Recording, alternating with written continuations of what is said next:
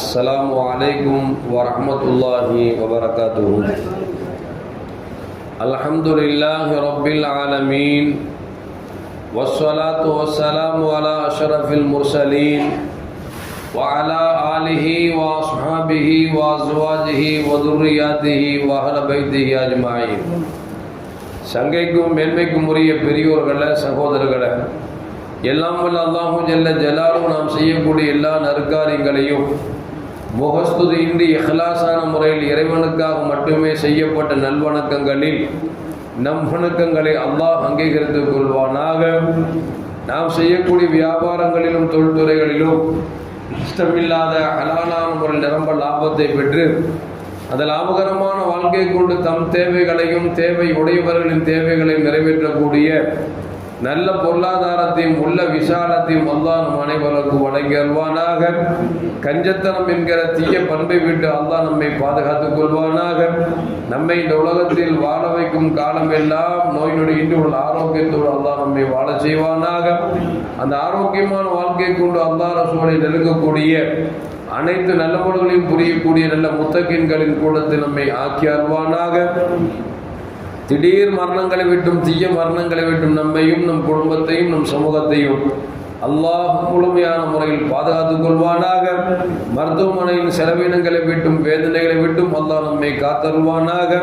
நம்மில் யாரெல்லாம் நோயால் பாதிக்கப்பட்டு வீடே கதி என்றும் ஆஸ்பத்திரியை கதி என்றும் அல்லல் பட்டும் அவதியுற்றும் இருக்கிறார்களோ அத்தனை மக்களுக்கும் வெகு விரைவில் நோயை போக்கி உடல் ஆரோக்கியத்தை வழங்குவதோடு அவர்களை கொண்டு அவர் குடும்பத்திற்கும் சமூகத்திற்கும் பலன் தரக்கூடிய மக்களாக ஆக்கி அருள்வானாக.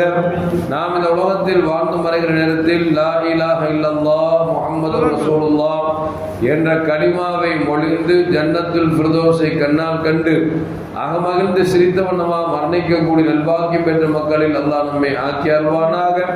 மரணித்தும் மரணிக்காத இரடேசன் கூட்டத்தில் அல்லாஹ் நம்மை ஆக்கி அருள்வானாக.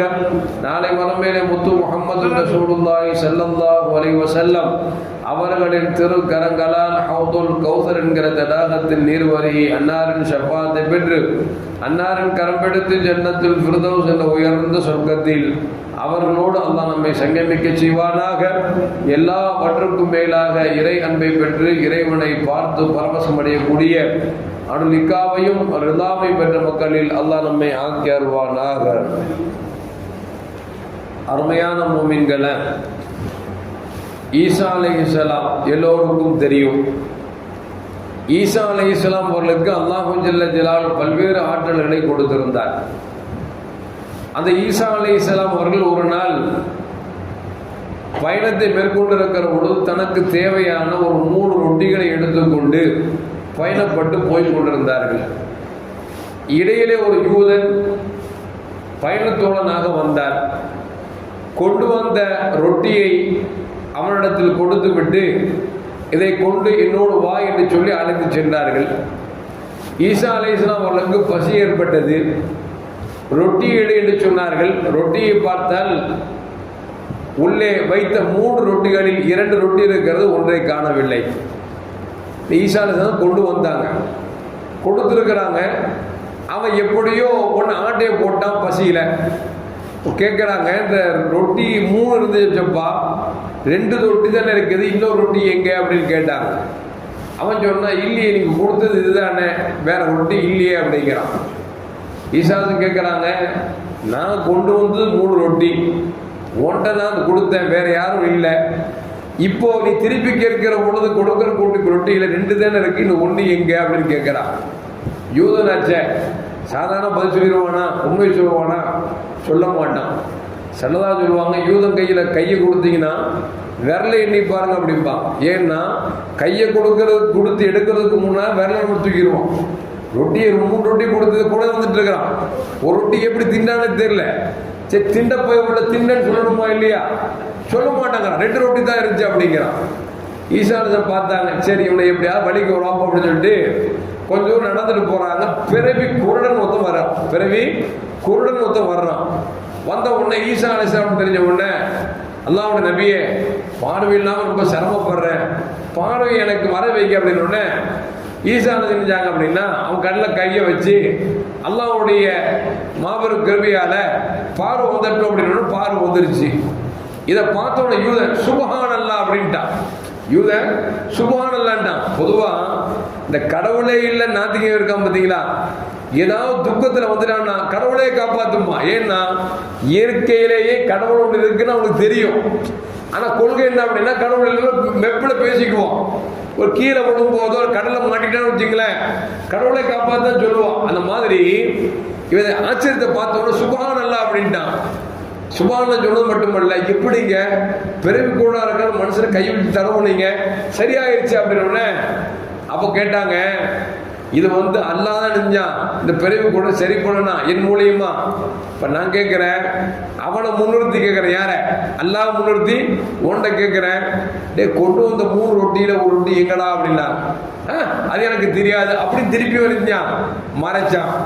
கொஞ்சம் தூரம் நடந்து போனாங்க, ஒரு பெரிய ரிவர் ஒன்று வருது, ஆறு வருது. அந்த ஆறை கடக்கும். எப்படி கடக்கிறது? யூதன் சொல்றான், எப்படிங்க கடக்கிறது, எனக்கு நீச்சலும் தெரியாது, எப்படி கடக்கிறது அப்படின்னு உடனே ஈசா சொன்னாங்க, பிஸ்மில்லா அப்படின்னு சொல்லிட்டு என் பின்னாலே வந்துரு அப்படின்னாங்க. ஈசா தண்ணி மேல் நடக்கிறாங்க. இவன் பிஸ்மில்லா சொன்னா சொல்லிட்டு அவன் பின்னாலே நடக்கிறான். இவனுக்கு ஆச்சரியம், சுப்ஹானல்லாஹ் தண்ணிக்கு மேலே எப்படி நடக்க முடிஞ்சுச்சு அப்படின்னு உடனே ஈசா சொன்னாங்க, நடக்க வச்சதும் அல்லாஹ் தான், நடத்துக்க வச்சதும் அல்லாஹ் தான். இப்போ நான் அவனை முன்னிறுத்தி கேட்குறேன், எங்கடா மோனே ஒரு ரொட்டி காணாம எங்க அப்படின்னு. எனக்கு தெரியாது அப்படின்னா என்ன செய்யறது புரியல. அதுக்கு ஒரு ஓரமாக போயிட்டு இருக்க மணல் மேடு வருது. ஒரு 3 மணல் மேடா குமிச்சா, நல்ல பெரிய மணல் மேடா குமிச்சிட்டு சொன்னாங்க, அல்லாஹ்வோட பேரை கூட தங்கமா அப்படின்ட்டா. 3 மணல் மேடு 3 தங்க கட்டி ஆகி போச்சு.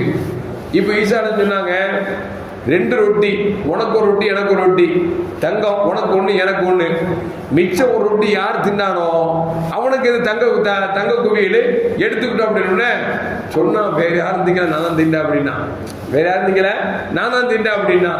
ஈசாதம் பார்த்தாங்க, இப்போமா உண்மை சொல்லிட்டியே, ஏதையும் சேர்த்து வச்சுக்கோ அப்படின்னு சொல்லிட்டு 3 தங்கத்தையும் கொடுத்துட்டு அவனை விட்டுட்டு போயிட்டான். மாப்பிள்ளை ஒன்றை தூக்கிட்டு போகணும்ல, 3 தூக்கி தூக்கணுமே, உன்னை விட்டுட்டு போனா எவ்வளோ தூக்கி போயிருக்கணும் சொல்லி கட்டி பிடிச்சி படுத்துக்கிட்டான்.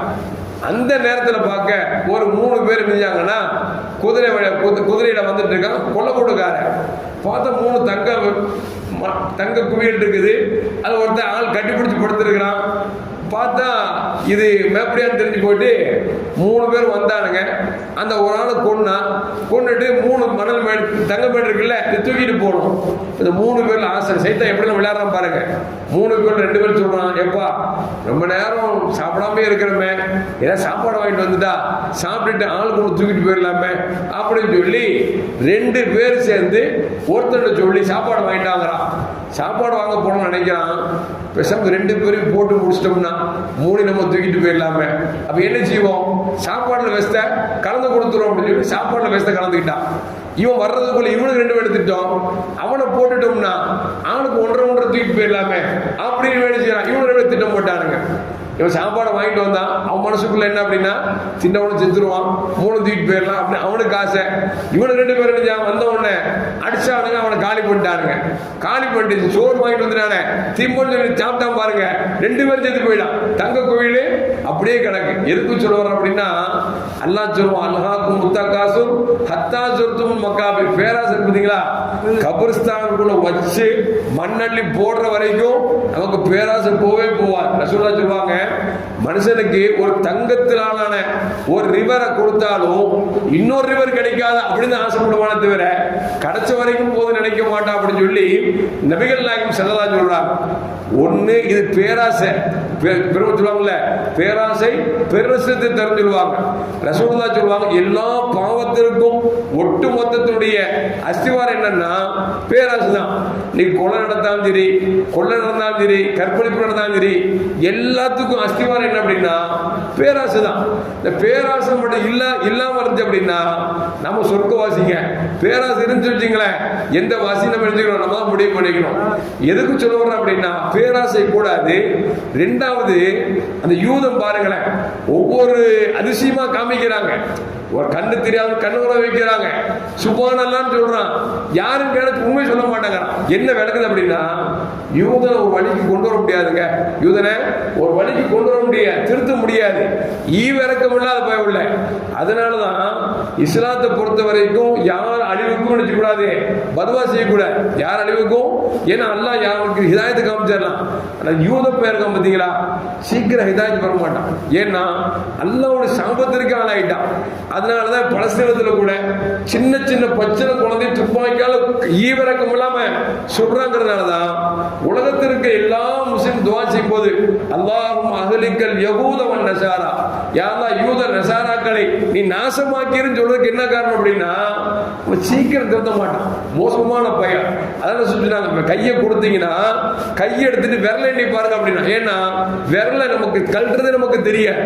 ஒண்ணு விரல கழட்டிடுவோம், இல்ல விரலுக்குள்ள இருக்கிற மோதிரத்தை கழட்டிடுவோம். ஆக மொத்தம் நமக்கு நஷ்டத்தை ஏற்படுத்திடுவோம். அவ்வளவு மோசமானவன் தான் யூதன் அப்படிங்கிறத ரசூலுல்லாஹி ஸல்லல்லாஹு அலைஹி வஸல்லம் சொல்லித்தரா. எல்லாம் அல்லாஹ் ஜல்ல ஜலாலுஹு வாழுகிற காலத்தில் ஹலாலான ஆசையோடு வாழ வேண்டும் தவிர ஹராமான ஆசையின் பக்கம் செலுத்தக்கூடிய பேராசை இல்லாமல் வாழக்கூடிய நல்ல பெருமக்களாக அல்லாஹ் என்னை உங்களை மாற்றி அருள்வானாக. அஸ்ஸலாமு அலைக்கும் வரஹ்மத்துல்லாஹி வபரகாத்துஹு. ஸல்லல்லாஹு அலா முஹம்மத் ஸல்லல்லாஹு அலைஹி வஸல்லம். ஸல்லல்லாஹு அலா முஹம்மத் ஸல்லல்லாஹு அலைஹி வஸல்லம். ஸல்லல்லாஹு அலா முஹம்மத் யா ரப்பி ஸல்லி அலைஹி வஸல்லிம்.